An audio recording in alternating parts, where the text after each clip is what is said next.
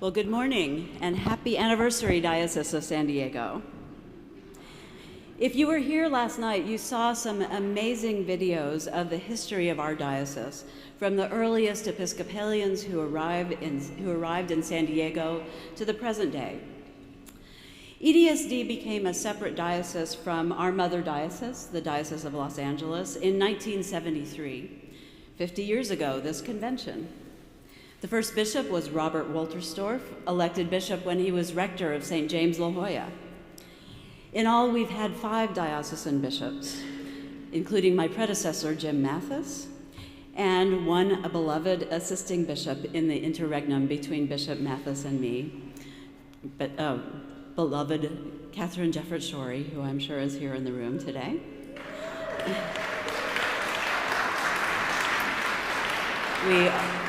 We are so glad that both of you are here, along with our other bishop visitors, Obispo Ricardo Gomez Osnaya and Bishop Ann Ratonia. We are honored to have you celebrating this anniversary with us.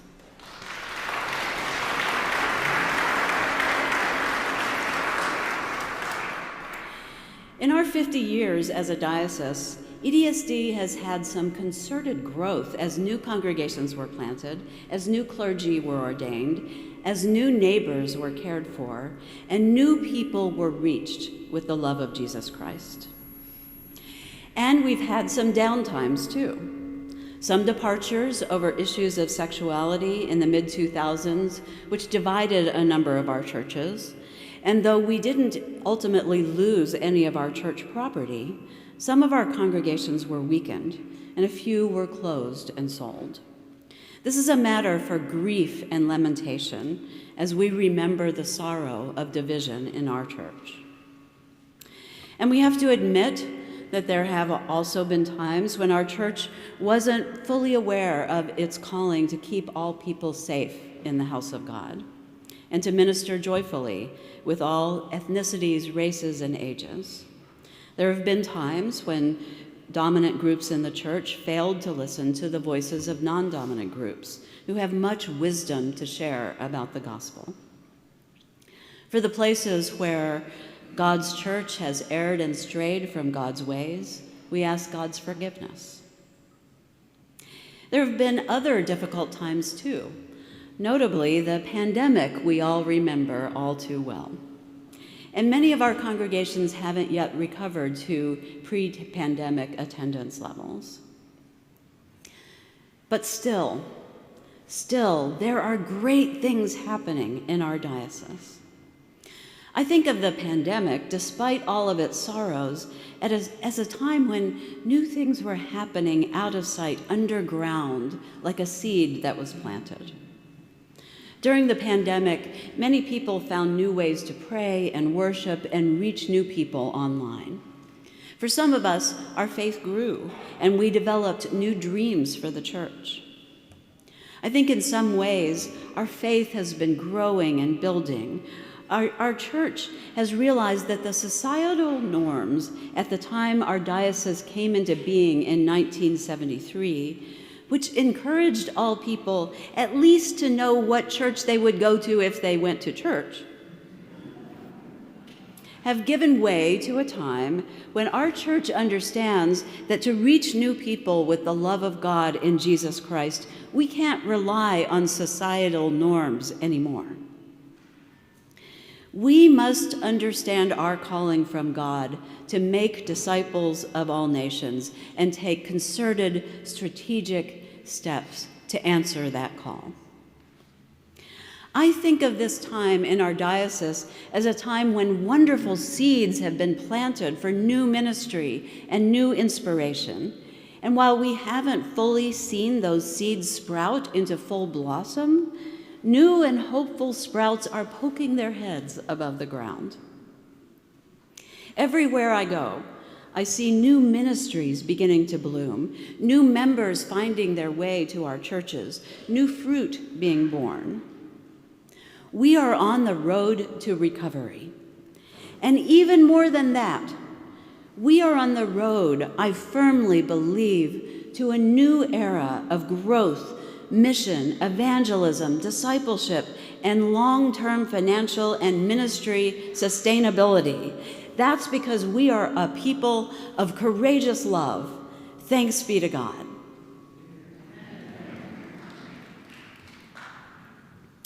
So I'd like to talk a bit about what our diocese has accomplished over the last year. In the year 2020, we launched a strategic plan with a bold vision for the future, which we called Courageous Love. In the Diocese of San Diego, we have confidence that God has given us all we need to follow Jesus and share God's good news with the world. We knew in 2020, when we launched the plan, that the pandemic would slow us down, and it has. But we also know that the Episcopal Church has something vital to offer our increasingly divided, individualized, lonely world.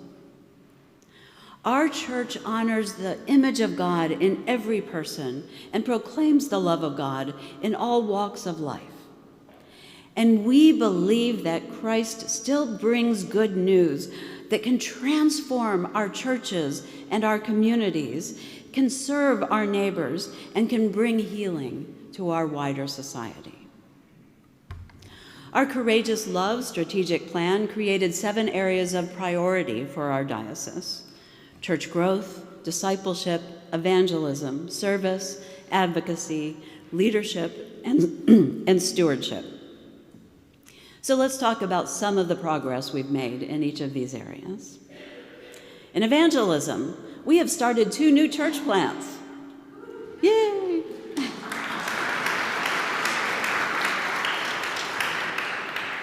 We haven't had a presence in Oceanside since St. Anne's Oceanside was closed in the wake of the mid-2000s departures. But St. Bridget's Oceanside is gathering a launch team and worshiping in that community. We believe we have a mission there. So congratulations to our leadership team, who we recognized during the Eucharist.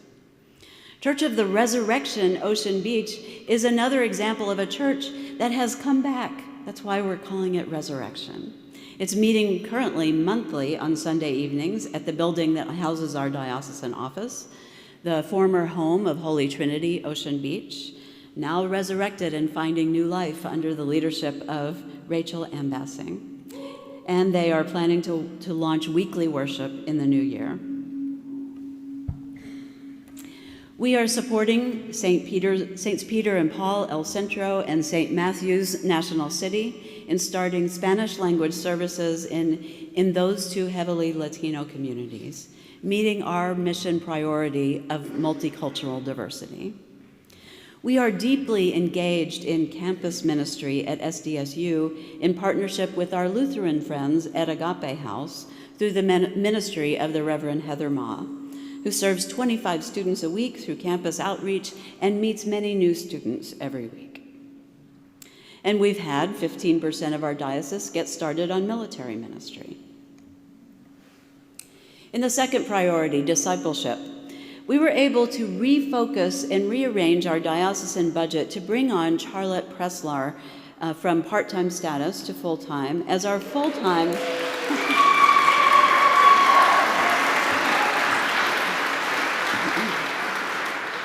a woman who doesn't need me to speak for her, I guess. She's wonderful. And she supports all of your congregations in building discipleship among children and youth. In a time when fewer congregations can afford to hire their own children's and youth ministers, it is more important than ever for the diocese to be able to provide this kind of support to you. After the spectacular turnout and participation of youth at the Good News Festival last year, many of whom had never connected with the Episcopal Church before, we had up to 60 students at a time participate in our weekend youth retreat programs. Charlotte has provided leader training for children's and youth ministers and support for Camp Stevens Ministries. She has created a diocesan-wide vacation Bible school and confirmation program to support each church in its ministries with young people. And she has been working with our Episcopal schools to address the very real challenges facing many of them. I think there's one more slide in there, a slide of schools. There we go, slide of schools.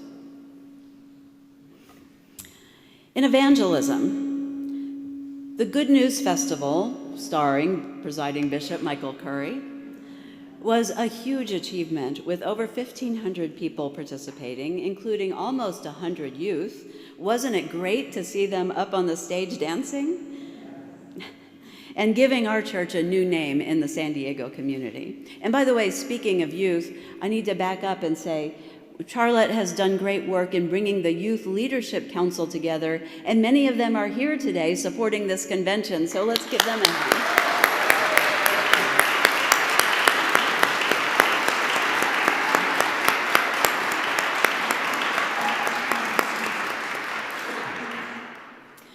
Thank you for all the great things you guys have been doing. So, continuing with evangelism, we've had 80 people from 32 congregations participate in evangelism training. 25% of our churches have updated websites and communications tools, thanks to the committed support of Chris Tumulty, our Director of Communications.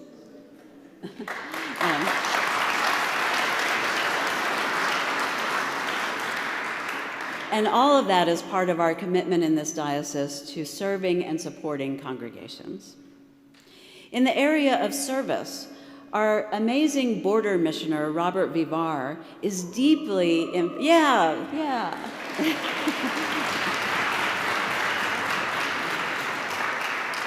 is deeply involved in serving migrants and refugees and asylum seekers, and he's bringing together a task force to help a large part of our diocese participate in that service. So thank you, Robert, for that ministry. This year, we've had 26 congregations participating in community-wide service projects in border ministry, creation care, and service to veterans, and numerous congregations work to provide food security through community gardens and pantries. In the area of advocacy, 22 of our congregations are addressing food insecurity, and more than half of our congregations are involved in creation care, including our tree planting program. We have had many people participate in sacred ground circles, and we're very proud of LARC, Localized Anti-Racism Knowledge, a program that I talked about earlier during the Eucharist. Very glad to have that offering to learn about our local history. Under leadership, our Commission on Ministry has in the last year seen three priests and 2 vocational deacons ordained, with a number of other people in the process toward ordination. We've had 25 lay people licensed for ministry. In leadership and congregational development, which is Canon Gwynn's area, this year we began Fresh Start, which is a program for newly ordained and clergy who are new to the diocese. It meets 9 times a year. Each monthly session includes worship, an education program, and a case study. Current group includes 12 clergy. Congregational consultants have worked with congregations around the diocese on topics such as mutual ministry reviews, financial analysis, governance best practices, and conflict resolution. We've adopted updated policies for the protection of children and youth and vulnerable adults.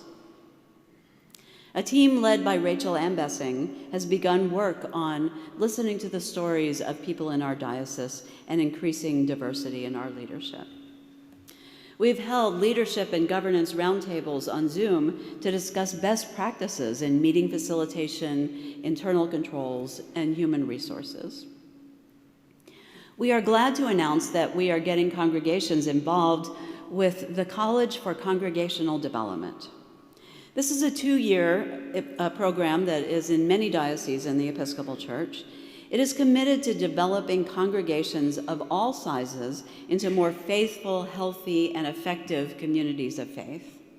This year, the diocese sent 2 teams from mission congregations, St. Thomas Temecula and St. Mary's Ramona, along with some diocesan staff, to a week-long session held in the Diocese of Olympia, steeped in an Anglican ethos and spirituality, the training focused this year on meeting facilitation, understanding local culture, group needs, and change models. There are projects to complete at home, and the second session happens next summer. Our first year was an enormous success, and we look forward to the future. If your congregation is interested in participating, and we encourage all congregations to send teams, please speak to Ken and Gwen Lynch if you're interested. In stewardship, 20 congregations have participated in stewardship training and planning resources, and 14 congregations are engaged in or interested in our mission real estate project. More on that later. Given the fact that our Courageous Love strategic plan was launched during a pandemic, and we've only just this year fully emerged from that difficult time, I'm very pleased with our progress. I want to mention a few other things that we've been working on in our diocese in the last year. Our standing committee and some creative, committed lay people have been working with our action plan parishes. Grace San Marcos's leaders took a vote to request mission status, and the standing committee has accepted that request. This courageous decision allows our diocese to partner with them in some important ways while they consider some opportunities to use their real estate in new ways for mission in the community. Grace is a hopeful, dedicated Episcopal church with great leadership and potential for growth. All Saints Vista continues as an app congregation while they work on financial stability and the use of their former preschool property. St. Philip's Lemon Grove has requested to exit app status and be recognized as a parish, and the Standing Committee is reviewing that application. Congratulations to St. Philip's on the good work that they have done so far in that process.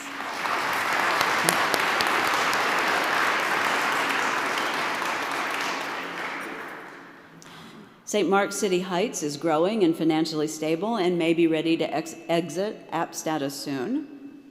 Good Shepherd Hemet continues in app status while waiting for important engineering assessments on the usability of their nave after significant water damage. I'm very grateful to their app team, the property committee, and Canon Jeff Martin-Hawk for the support that they have provided during a very difficult time as they assess damage to their sanctuary. St. Peter and Paul in El Centro, which was named an app parish last year, is excited about the mission of starting a new Spanish language congregation under the leadership of the Reverend Lilia Mendoza. Are you here, Lilia? Yay!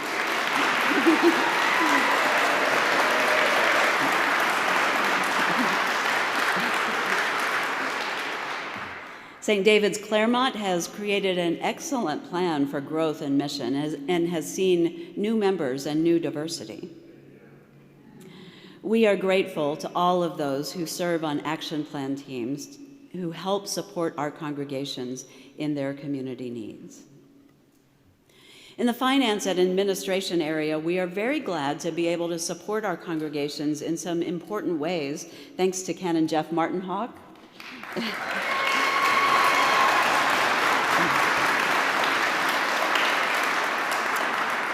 And his able finance team, including Controller Harry Jasper, who many of you have seen during diocesan audits, and bookkeeper Annabelle Casares, and some excellent diocesan communities, including our finance, HR, and property committees, who do great work.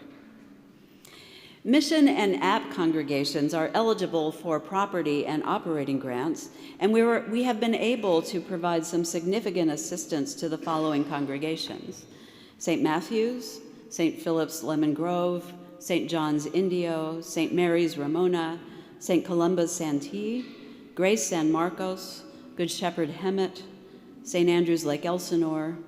At St. Thomas Temecula, we've been able to provide significant help with refinancing to fund major improvements.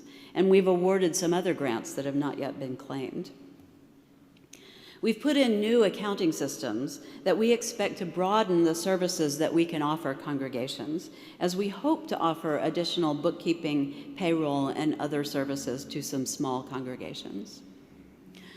We have supported clergy with clergy compensation guidelines and clergy housing options, and we're working to reduce the burden of insurance on our employees, both in our rate structure and in my participation on the Episcopal Church's task force on the denominational health plan, which should be making some recommendations soon. We hope that will reduce some costs.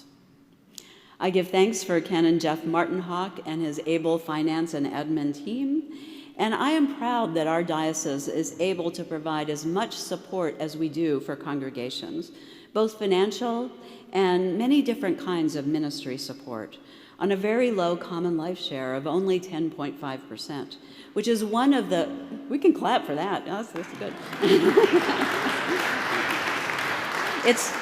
It's one of the lowest diocesan assessment rates that I have heard about across the Episcopal Church. Both other dioceses that I have served, Arizona and Oklahoma, had 17% assessment rates, in addition to having much more significant endowment reserves than we have. But we make supporting our congregations in all kinds of ways our mission, and I appreciate that we're able to do it on a very reasonable common life share. We are proud to see supporting our congregations as our primary and most important role at the Diocese of San Diego. A few years ago, I declared that we would have 3 years focusing on what I called the 3 pillars of mission: discipleship, evangelism, and service. And now I believe it's time to focus on one of the pillars underpinning those foundations, which is leadership. So I'm now declaring, or whatever you want to say, that 2024 will be our year of leadership in our diocese. We will incorporate some of the work that has already been done in the areas of congregational development and leadership, formation, and stewardship. Throughout the year of leadership, we will be highlighting successful and innovative styles of leadership through email newsletter articles and video offerings. There will also be multiple major learning opportunities. Leadership Academy, scheduled for January 20th, 2024. Do we have a place for that? Where? Oh, we'll let you know. Read your email. Oh, at the ECC. Great. We're looking forward to hosting you, obviously.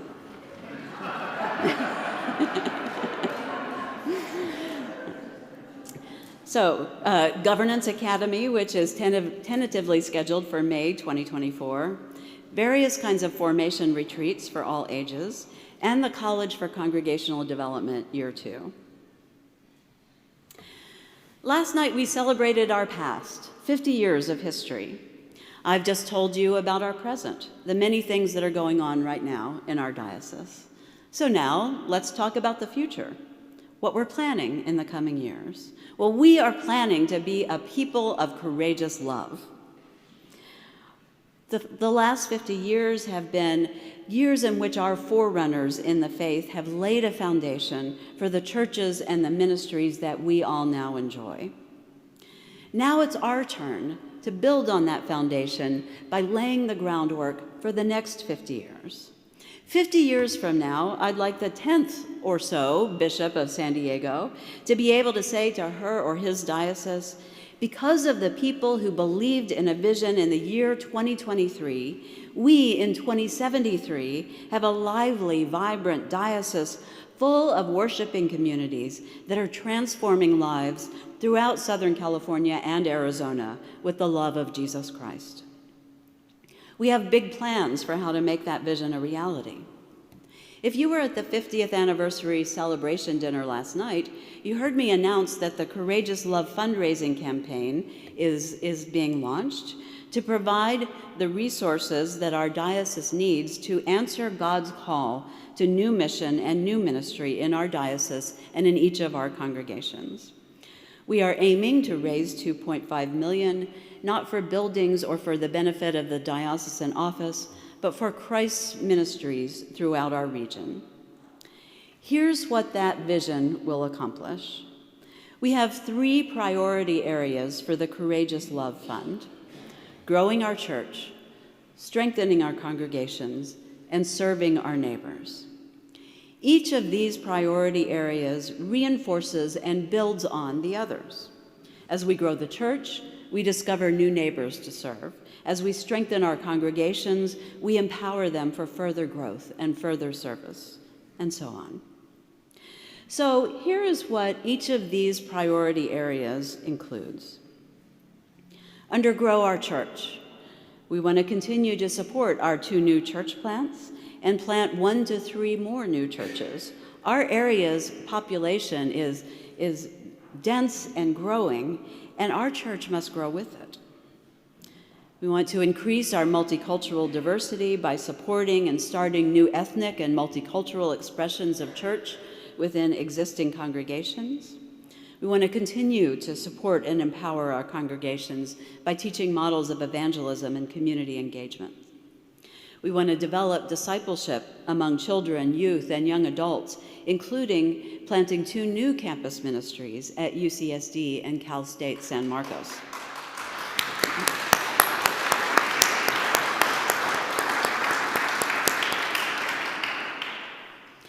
In the category of strengthening our congregations, we know that our congregations are where the heart of the ministry in our diocese occurs.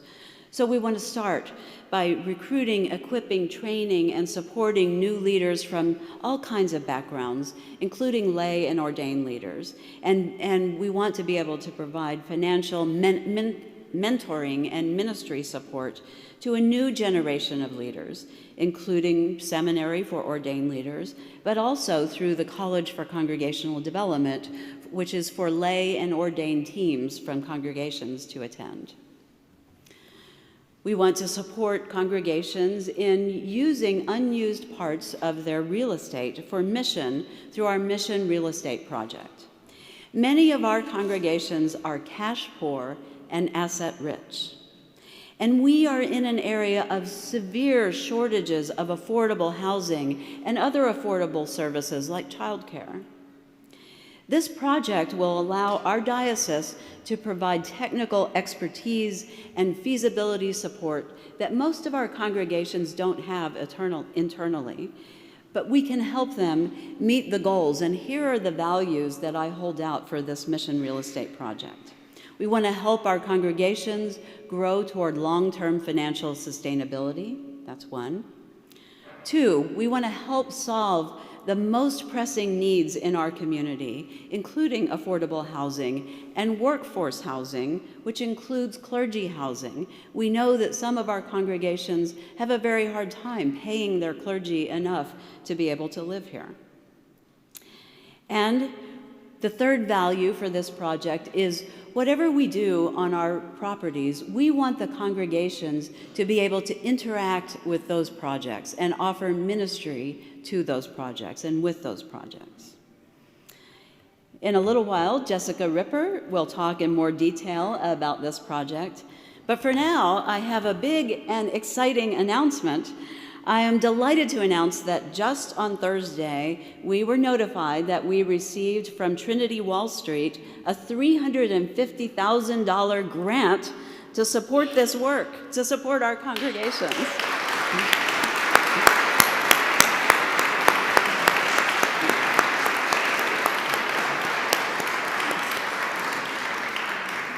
So thank you to our team, Jeff Martinhawk, Jessica Ripper, and Jason Evans, who worked so hard with a task force to apply for that grant and to work over a couple of years to come up with the process. Congratulations to the team. We also, in the area of strengthening our congregations, want to create a mission grant fund for congregations that have big visions for evangelism and outreach.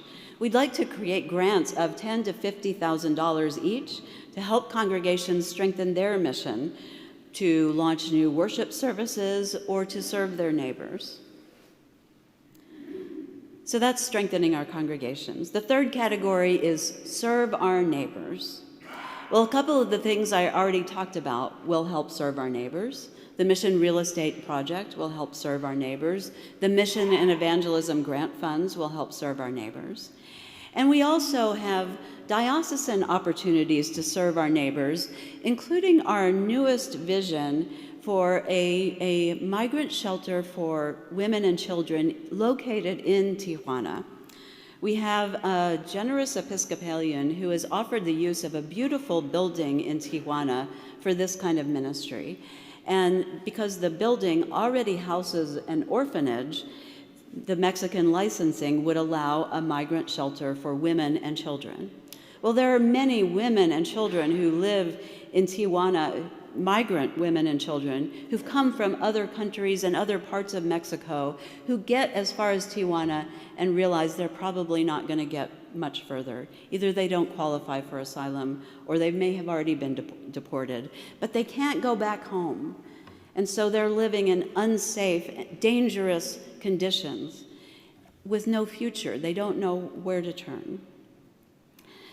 So our dream is to create a migrant shelter in Tijuana. We are working with the owner of the building, with our companion diocese of Western Mexico, and with 2 nonprofits, including our own Vida Joven, to come together and accomplish this mission of serving our neighbors who are living only 30 minutes south of us.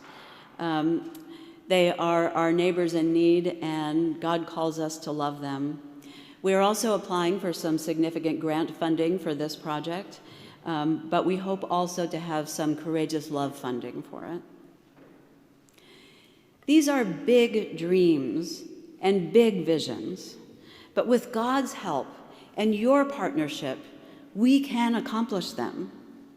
I invite each of you to take a look through the Courageous Love brochure and pledge card that are on your tables. Take them home, pray about them, talk to your spouse or partner about these dreams, and consider how you would like to partner with our diocese in making these visions a reality. My husband Tom and I have already pledged sacrificially toward this campaign, and I invite you to join us and pledge too. It's a 3-year pledge commitment.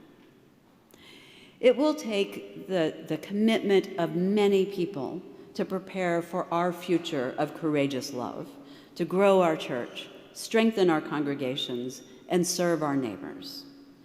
But together, we can change the future of the Episcopal Church in Southern California and Arizona. With God's help, all things are possible.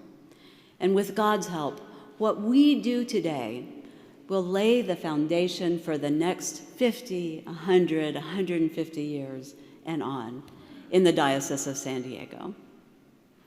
Happy anniversary.